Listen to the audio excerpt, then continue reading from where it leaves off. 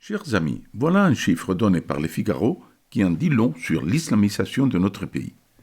Au sein de l'école privée catholique Saint-Joseph-Viala, aussi dite Saint-Jo, qui se trouve au cœur de la Cabucelle, l'un des quartiers nord de Marseille, plus de 95 des élèves accueillis sont musulmans et issus de l'immigration maghrébine.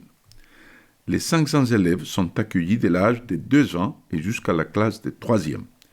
Croyez-vous que la direction de l'établissement profite de la scolarisation de tous ces élèves musulmans pour leur faire connaître l'Évangile?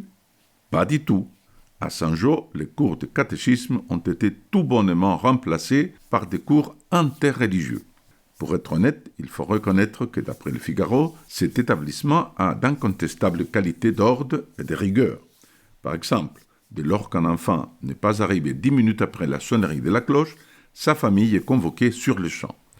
D'après l'Académie, cette politique porte ses fruits.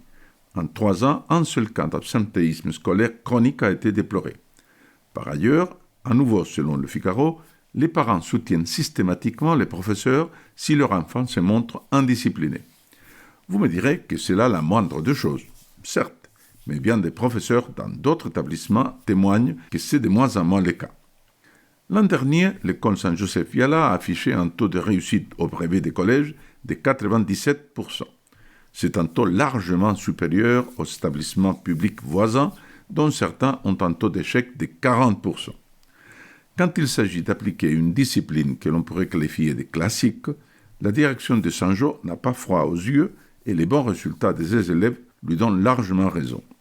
Alors, pourquoi cet établissement est-il si pusillanime quand il s'agit d'assumer son identité catholique?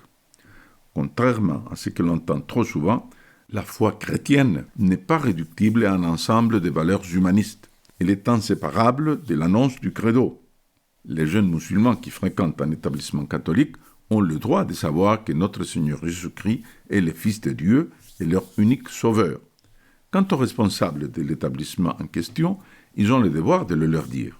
La présence écrasante d'élèves musulmans dans un établissement catholique devrait être l'occasion de conduire un apostolat spécifique en leur direction et non de mettre la lumière sous les boisseaux. L'école est depuis des siècles un facteur puissant d'évangélisation.